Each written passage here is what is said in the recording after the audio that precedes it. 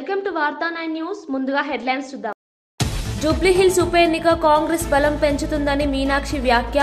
కుల మతాలకు అతీతంగా ప్రజా అభివృద్ధి మా ధ్యేయమని వెల్లడి.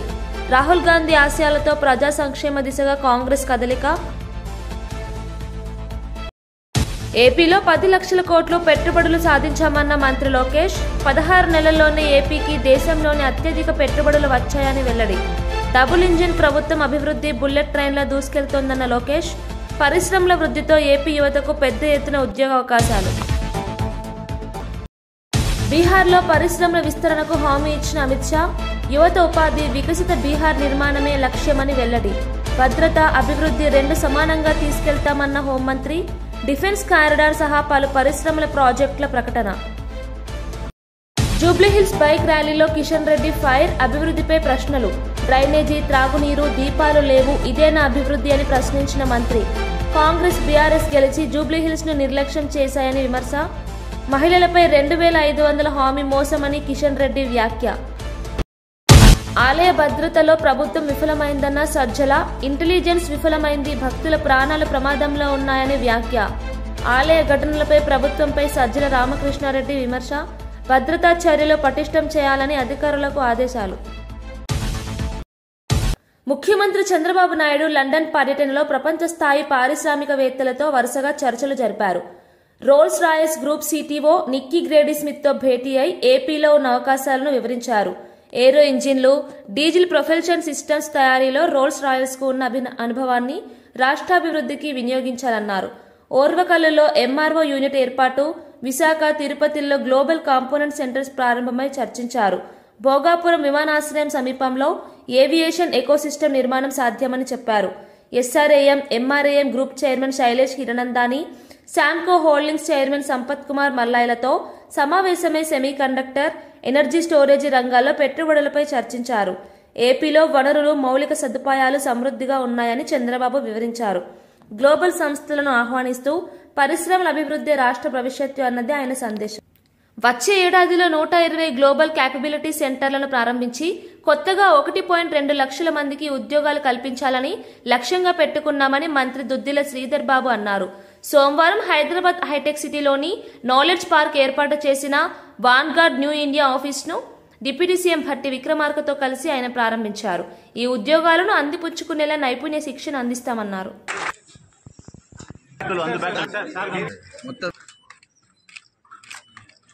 Can we give a big round of applause, everyone?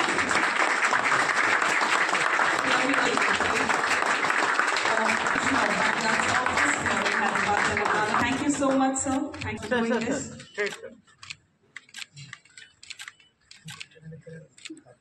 It's such a proud of us this moment. Okay, sir.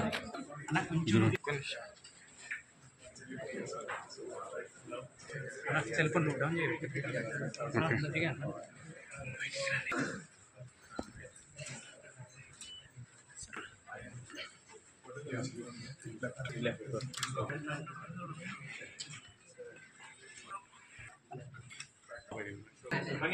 ఇంకా బ్యాగ్ రాని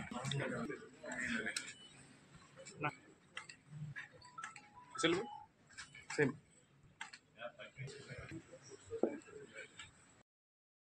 జూబ్లీహిల్స్ ఉప ఎన్నిక కాంగ్రెస్ ప్రభుత్వాన్ని మరింత బలోపేతం చేసే దిశగా నడిపిస్తుందని ఏఐసీసీ తెలంగాణ ఇన్ఛార్జ్ మీనాక్షి నటరాజన్ తెలిపారు.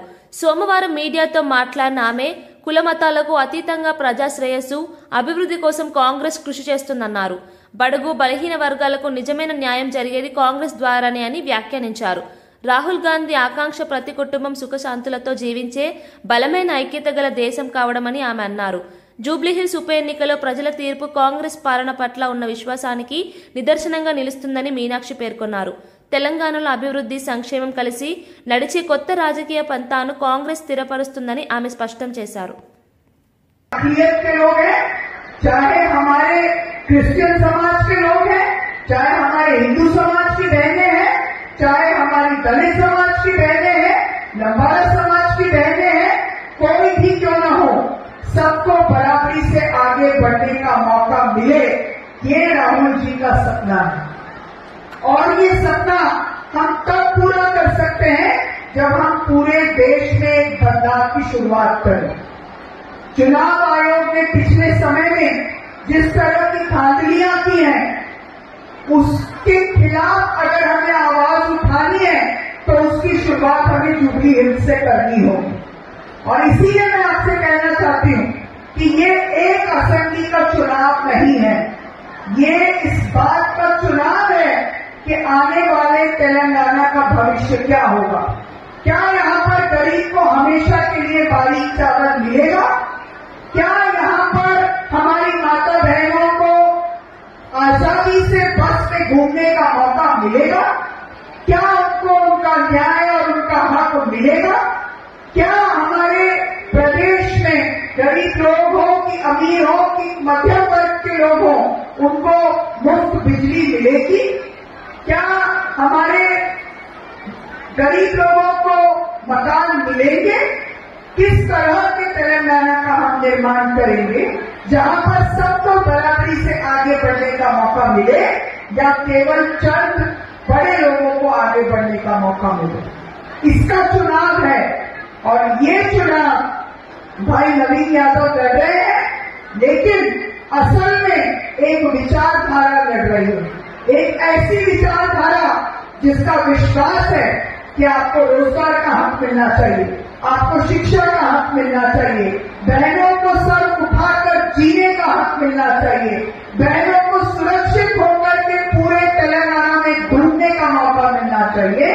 आने वाले समय में हमारे गांव में हम महिलाओं के लिए चाहेंगे कि एक सेफ्टी ऑडिट हो, कि रात के 12 बजे, 4 रात के 1 बजे शहर में, गांव में महिलाएं अगर आजादी से घूम सकती हैं तो हम मानेंगे कि हमने एक अच्छे तेलंगाना राज्य का निर्माण किया। और उसके लिए हम आपका साथ चाहते हैं, और उसके लिए हम आपके सामने आपका साथ मांगने के लिए, आपका हाथ पर विश्वास मांगने के लिए आपके बीच में आए हैं।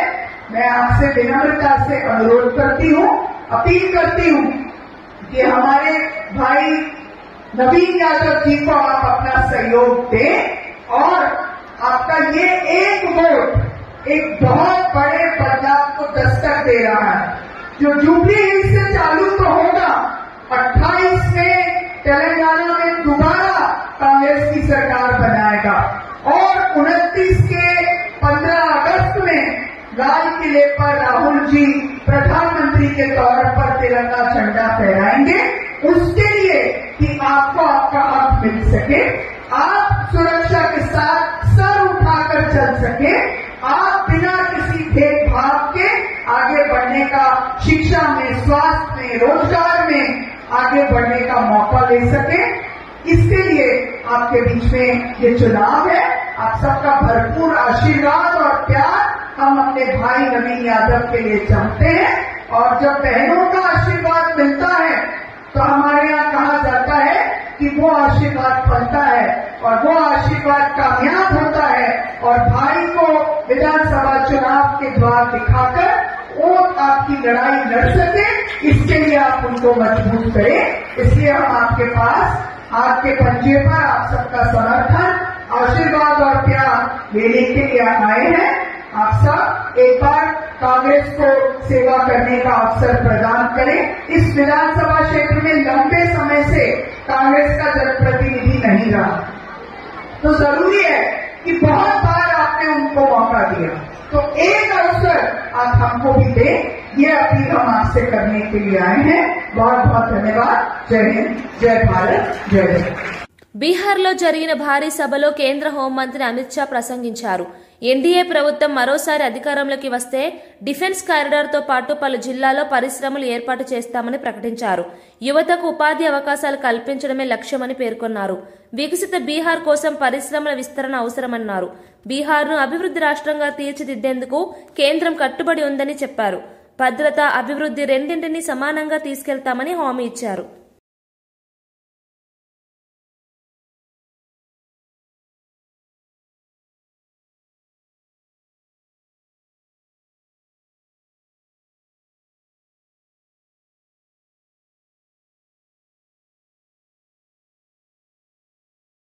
सीता माता के मंदिर का प्राण प्रतिष्ठा होगा, उसी दिन सीतामढ़ी से लेकर अयोध्या तक हम वंदे भारत ट्रेन भी चालू कर देंगे। वंदे भारत ट्रेन जो अयोध्या आएगा वो सीतामढ़ी आएगा।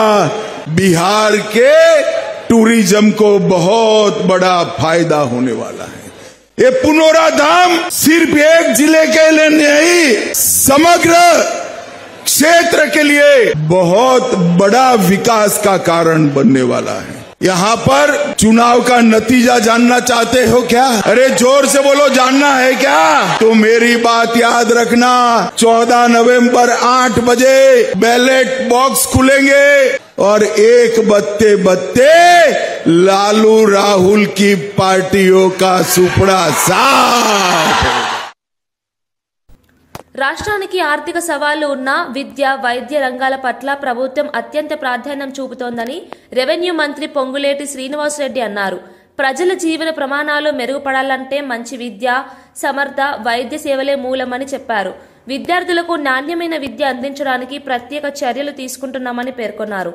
ఆరోగ్యశ్రీ పరిధి మరింత విస్తరిస్తామని తెలిపారు. ప్రజా సంక్షేమం కోసం తీసుకుంటున్న చర్యలు రాష్ట్ర అభివృద్ధికి బాటలు వేస్తున్నాయని అన్నారు.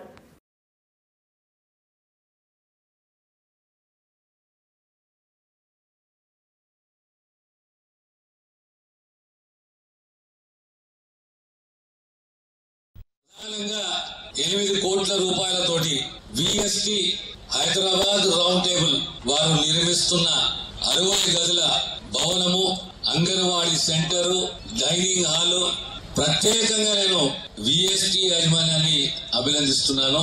రాబోయే కాలంలో కొత్తగా ఒక స్కూల్ బిల్డింగ్, ఆదినాకి స్కూల్ బిల్డింగ్ 60 రూములతోటి డైనింగ్ హాల్ తోటి ఈరోజు శంకుస్థాపన చేశాము. కాలనీలో నివసించే వాళ్ళు కూడా ఇబ్బంది పడొద్దన్నది ప్రభుత్వానికి చిత్తశుద్ధి ఉంది.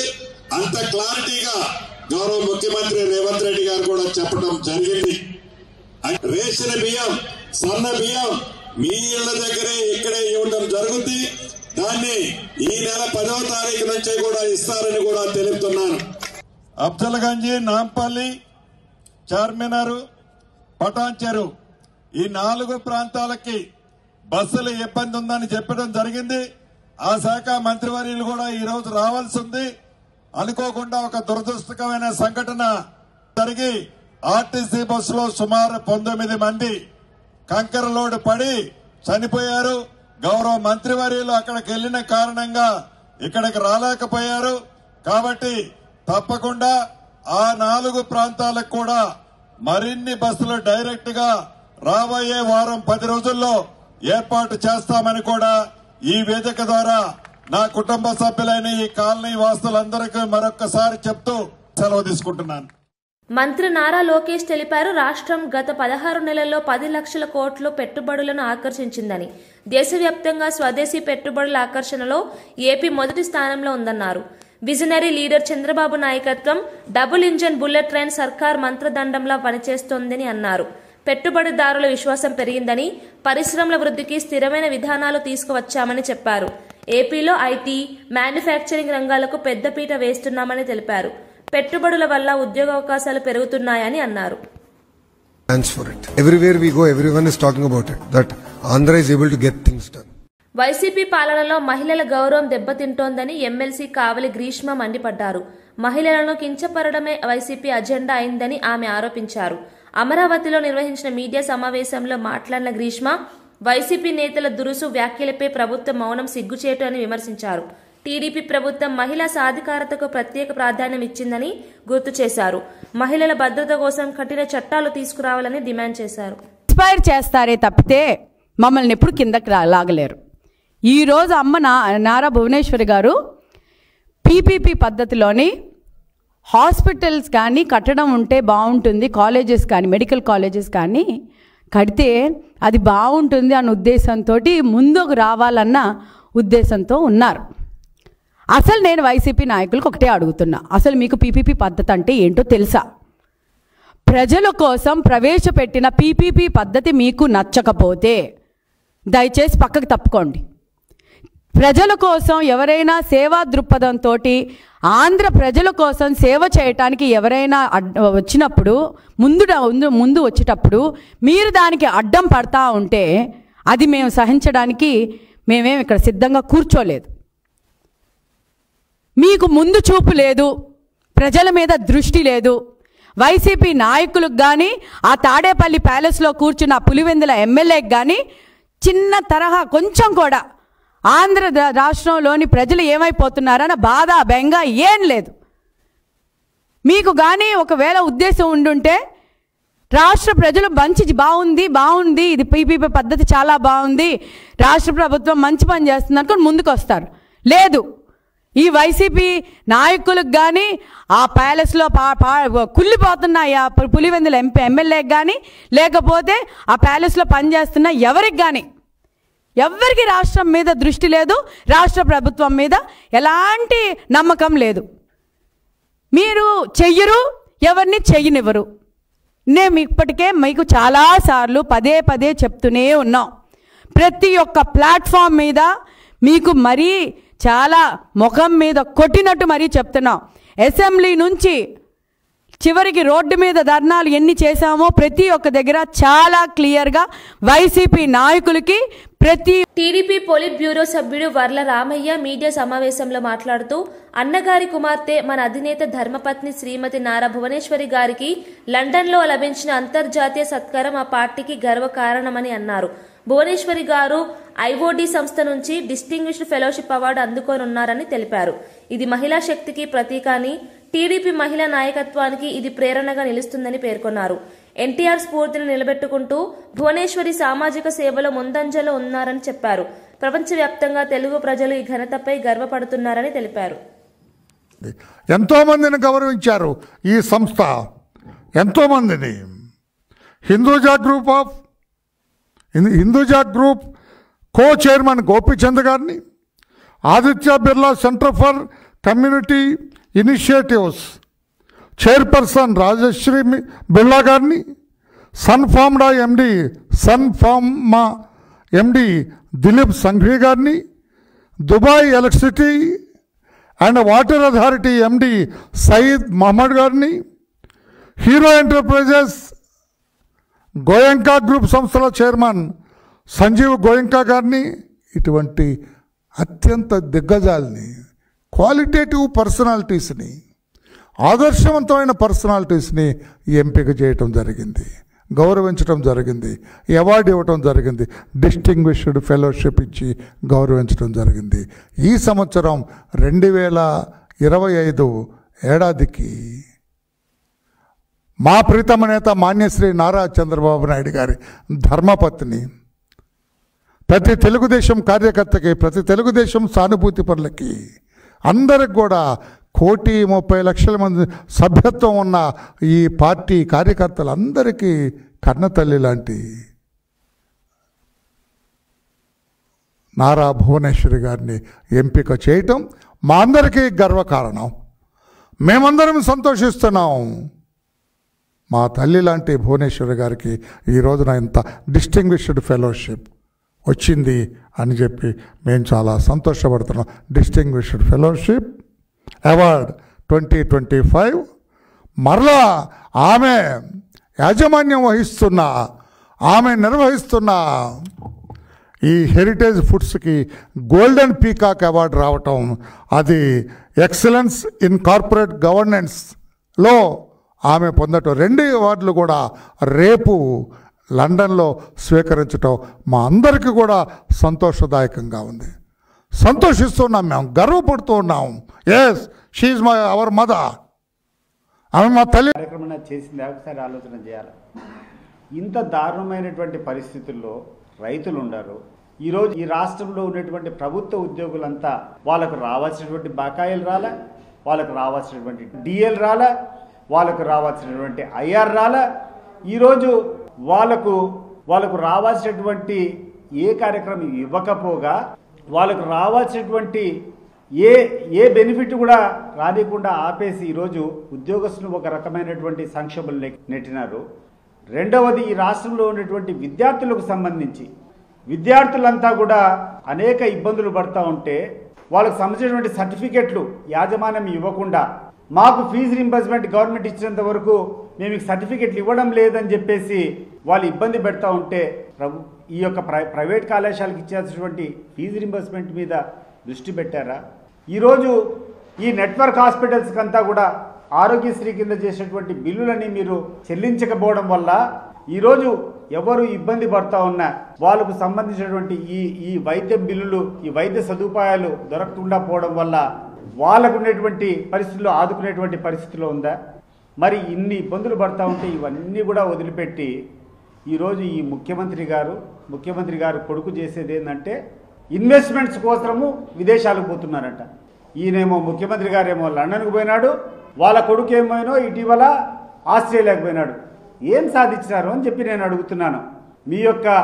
మీ యొక్క పరిస్థితుల్లో ఈరోజు కూర్చొని మీ విదేశీ పర్యటన వల్ల ఈ రాష్ట్రానికి కానీ ఈ రాష్ట్ర ప్రజలకు కానీ ఒరిగింది ఏంది అని చెప్పి ఈరోజు మీరు ఎక్స్ప్లెనేషన్ ఇవ్వాల్సినటువంటి పరిస్థితి.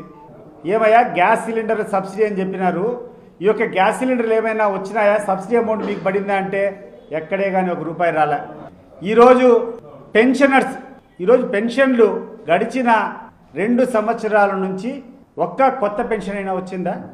2 సంవత్సరాలు అయిపోయింది. 2 సంవత్సరాల నుంచి అర్హత పొందినటువంటి కొన్ని లక్షల మంది ఈరోజు వృద్ధులంతా కూడా మాకు కొత్తగా పెన్షన్ వస్తాయి 60 సంవత్సరాలు దాటాయని చెప్పి ఎదురు చూస్తున్నారు. ఈ 2 ఇయర్స్ నుంచి చంద్రబాబు నాయుడు గారు వచ్చిన హయాం నుంచి కొత్త పెన్షన్. భీమవరం గాయత్రి హాస్పిటల్లో అడ్డగర్ల విజయలలిత అనే గర్భిణీ మహిళ మృతి చెందడంతో ఆందోళన చెలరేగింది. పాలకోడేడు మండలం మోగాలు గ్రామానికి చెందిన విజయలలిత అక్టోబర్ 31న డెలివరీ కోసం ఆసుపత్రిలో చేరగా నిన్న ప్రీమెచ్యూర్ బేబీకి జన్మనిచ్చింది. ఈ రోజు సాయంత్రం ఆమె పరిస్థితి విషమించి మృతి చెందింది.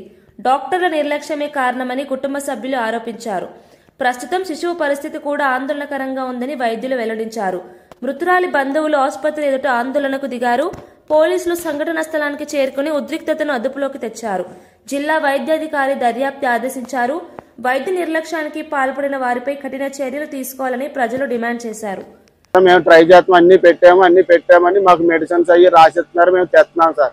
ఆరోగ్యశ్రీ అయినా మేము మెడిసిన్స్ కూడా డబ్బులు అయితే కొనుక్కొచ్చాం, తెస్తున్నామండి. అన్ని కూడా బ్లడ్ కూడా అన్ని తెచ్చి ఇచ్చాం. తీరా చేసి ఇప్పుడు దాకా అయిన తర్వాత ఇప్పుడు మాకు ఇలా జరిగిందని చెప్పారు సార్. మాకేమి ఇక్కడ ట్రీట్మెంట్ కానీ ఒక లెటర్ బ్యాడ్ మెడిసిన్షిప్ కానీ ఒక నర్సుకి ఈ పేషెంట్ వచ్చింది ఈ కారుకి ఈ పేషెంట్ దీని ఒక డెలివరీకి వచ్చింది లేకపోతే పేషెంట్కి ఇలా సీరియస్ ఉందని కూడా ఏ నర్సు కానీ ఎవరికీ తెలియదు సార్. ఎప్పటికప్పుడు మేము మళ్ళీ మేము వెళ్ళి ఏమంటే ఇంజక్షన్ చేయండి లేకపోతే మెడిసిన్ తెలుస్తలేదు మేడం గారు అంటేనే తప్పటి ఆవిడ కూడా మాకు కనపడలేదు సార్. ఇది ఎవరండి? కాదు మా అమ్మాయి, నా కూతురండి. అవును, లలిత, విజయలలిత, అడ్డగాళ్ళ విజయలలిత.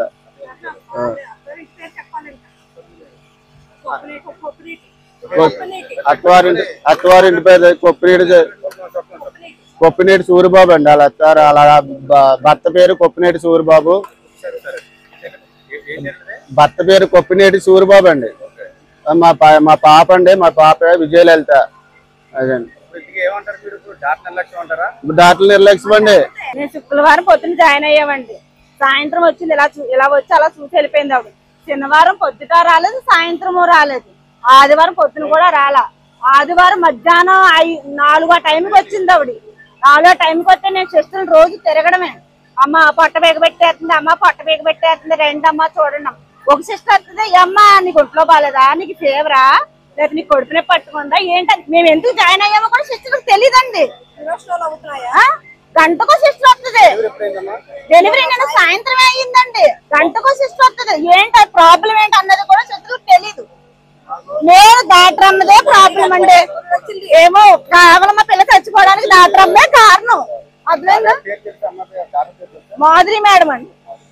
ఇప్పుడు మాకు తెల్లోడు హాస్పిటల్ ఆవిడ పంపిందండి ఇక్కడికి. పంపినప్పుడు ఆవిడ ఎంత అందంగా చూడాలి మమ్మల్ని అసలు పట్టించుకోలేదండి. ఆదివారం మట్టుకు వచ్చింది, ఇలా మా పిల్ల చెక్ చేసి మన 31వ తారీఖునండి ఇక్కడ చేసామండి. ఆవిడ పంపారండి ఇక్కడికి. ఆవిడతో డాక్టర్ కూడా ఫోన్ తో ఆవిడకి మెడిసిన్ ఇవ్వాలో కూడా తెలీదు. వేరే డాక్టర్ ఫోన్ చేసి అడుగుద్ది మాధురి మేడం. నేను మా పిల్లకి ఇంజక్షన్ చేయడం వల్లే, కేవలం మా పిల్లల నిర్లక్ష్యం వల్లే చచ్చిపోయింది మా పిల్ల. మా అమ్మాయి అది నిర్లక్ష్యం వల్ల చచ్చిపోయింది మా పిల్ల. కానీ ఇప్పుడు మా పిల్ల ఎవరో తీసుకురా మాట్లాడుతున్నాడు. ఏమండి 20కి పడిపోయింది, లేకపోతే 30 ఏంటి? నేను ఏం మెడిసిన్ ఇమ్మంటారు మీరు మేడం గారు అని ఇప్పుడు ఫోన్ లోనే మాట్లాడుతుంది. నేను గంట కూర్చున్నా లోన, గంట కూడా అదే మాట్లాడుతుంది ఆవిడ. ఐసీలో ఉండి ఐసీ అంటే నేను చూసాడికి ఇదేంటి ఐసీ ఇది అని అనుకున్నాను. అంత అదంటే ఐసీ అంట. మరి ఆ ఐసీలు ఎలా పెట్టారో, ఆ పిల్లలు ఎలా చేశారో మాకు అర్థం కావట్లేదు. పొద్దున్న 8 గంటల పిల్ల మాట్లాడింది. ఏమ్మ అంటే బావలాగా ఉన్నాడు, ఫోటో తీసుకున్నారా? మా పిల్లాడు బావలాగా ఉన్నాడు, నేను చూసాను, ఫోటో తీసుకున్నానని చెప్పింది పిల్ల. రాష్ట్ర ప్రభుత్వ పనితీరుపై వైసీపీ ప్రధాన కార్యదర్శి ఎస్వి సతీష్ రెడ్డి తీవ్ర ఆగ్రహం వ్యక్తం చేశారు. రైతుల పంటలను ప్రభుత్వం కొనడం లేదని, ఉద్యోగులు ఆర్థిక సంక్షోభంలో ఉన్నారని అన్నారు. విద్యార్థుల ఫీజు రియంబర్స్మెంట్ నిలిచిపోయిందని, ఆరోగ్యశ్రీ కుప్పకూలిందని విమర్శించారు. ప్రజలు కష్టాల్లో ఉన్నప్పటికీ చంద్రబాబు, ఆయన కుమారుడు విదేశీ పర్యటనలో పెట్టుబడుల కోసం తిరుగుతున్నారని వ్యంగ్యంగా వ్యాఖ్యానించారు. రైతు, విద్యార్థి, ఉద్యోగి 3 వర్గాలు నష్టపోతే అభివృద్ధి ఎలా సాధ్యమని ప్రశ్నించారు. ప్రజల సమస్యలపై దృష్టి పెట్టే పాలన కావాలని, వైసీపీ మాత్రం ప్రజల పక్షానే ఉందని తెలిపారు. ప్రభుత్వ వైఖరి దారుణమని వ్యాఖ్యానించారు. ఏ బెనిఫిట్ కూడా రానికుండా ఆపేసి ఈరోజు ఉద్యోగస్తులు ఒక రకమైనటువంటి సంక్షోభం నెట్టినారు. రెండవది, ఈ రాష్ట్రంలో ఉన్నటువంటి విద్యార్థులకు సంబంధించి విద్యార్థులంతా కూడా అనేక ఇబ్బందులు పడుతూ ఉంటే వాళ్ళకు సంబంధించినటువంటి సర్టిఫికెట్లు యాజమాన్యం ఇవ్వకుండా, మాకు ఫీజు రింబర్స్మెంట్ గవర్నమెంట్ ఇచ్చినంత వరకు మేము సర్టిఫికెట్లు ఇవ్వడం లేదని చెప్పేసి వాళ్ళు ఇబ్బంది పెడతా ఉంటే ఈ యొక్క ప్రైవేట్ కళాశాలకు ఇచ్చేటువంటి ఫీజు రింబర్స్మెంట్ మీద దృష్టి పెట్టారా? ఈరోజు ఈ నెట్వర్క్ హాస్పిటల్స్కి అంతా కూడా ఆరోగ్యశ్రీ కింద చేసేటువంటి బిల్లులని మీరు చెల్లించకపోవడం వల్ల ఈరోజు ఎవరు ఇబ్బంది పడతా ఉన్నా వాళ్ళకు సంబంధించినటువంటి ఈ వైద్య బిల్లులు, ఈ వైద్య సదుపాయాలు దొరకకుండా పోవడం వల్ల వాళ్ళకు ఉన్నటువంటి పరిస్థితుల్లో ఆదుకునేటువంటి పరిస్థితిలో ఉందా? మరి ఇన్ని ఇబ్బందులు పడతా ఉంటే ఇవన్నీ కూడా వదిలిపెట్టి ఈరోజు ఈ ముఖ్యమంత్రి గారు కొడుకు చేసేది ఏంటంటే ఇన్వెస్ట్మెంట్స్ కోసము విదేశాలకు పోతున్నారంట. ఈయనేమో ముఖ్యమంత్రి గారేమో లండన్కు పోయినాడు, వాళ్ళ కొడుకు ఏమైనా. అల్లు అరవింద్ కుమారుడు ప్రముఖ నటుడు అల్లు శిరీష్ నైనికాతో నిశ్చితార్థం చేసుకున్నారు. హైదరాబాద్ లో జరిగిన ఈ వేడుకకు అల్లు, మెగా కుటుంబ సభ్యులు మరియు అత్యంత సన్నిహితులు మాత్రమే హాజరయ్యారు. అల్లు అర్జున్, రామ్ చరణ్ దంపతులు వేడుకలో ప్రత్యేక ఆకర్షణగా నిలిచారు. సన్నిహిత వాతావరణంలో జరిగిన ఈ వేడుకకు మెగా అభిమానులు సోషల్ మీడియాలో శుభాకాంక్షలు వెల్లువెత్తిస్తున్నారు. నిశ్చితార్థం వీడియోలో నైనిక తన మనసులోని ప్రేమను పంచుకుంటూ శిరీష్ చాలా కేరింగ్ గా ఉంటాడు, అదే నాకు బాగా నచ్చుతుంది అని చెప్పడం అభిమానులకు ఆకట్టుకుంది. వేడుకలో సంగీతం, ఆనందం, కుటుంబ స్నేహం కలగలిసి అందరినీ మంత్రముగ్ధులను చేశాయి. ఈ వేడుక చిత్రాలు ప్రస్తుతం సోషల్ మీడియాలో వైరల్ అవుతున్నాయి.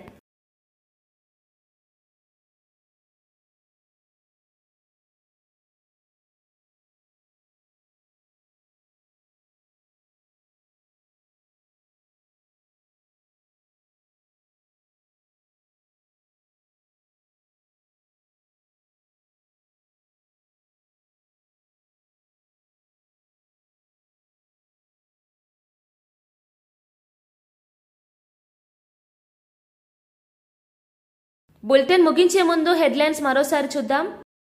జూబ్లీహిల్స్ ఉప ఎన్నిక కాంగ్రెస్ బలం పెంచుతుందని మీనాక్షి వ్యాఖ్య. కుల మతాలకు అతీతంగా ప్రజా అభివృద్ధే మా ధ్యేయమని వెల్లడి. రాహుల్ గాంధీ ఆశయాలతో ప్రజా సంక్షేమ దిశగా కాంగ్రెస్ కదలిక.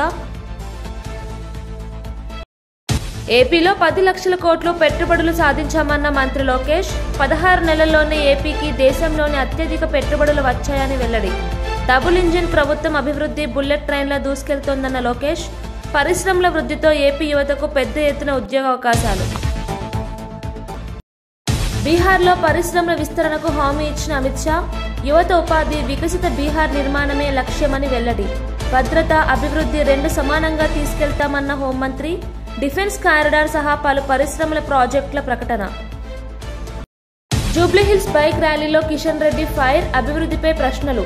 డ్రైనేజీ, త్రాగునీరు, దీపాలు లేవు, ఇదేనా అభివృద్ధి అని ప్రశ్నించిన మంత్రి. కాంగ్రెస్, బీఆర్ఎస్ గెలిచి జూబ్లీహిల్స్ ను నిర్లక్ష్యం చేశాయని విమర్శ. మహిళలపై 2500 హామీ మోసమని కిషన్ రెడ్డి వ్యాఖ్య. ఆలయ భద్రతలో ప్రభుత్వం విఫలమైందన్న సజ్జల. ఇంటెలిజెన్స్ విఫలమైంది, భక్తుల ప్రాణాలు ప్రమాదంలో ఉన్నాయని వ్యాఖ్య. ఆలయ ఘటనలపై ప్రభుత్వంపై సజ్జల రామకృష్ణారెడ్డి విమర్శ. భద్రతా చర్యలు పటిష్టం చేయాలని అధికారులకు ఆదేశాలు. ఇవి బులెటిన్ విశేషాలు. మరో బులెటిన్ లో మళ్ళీ కలుద్దాం.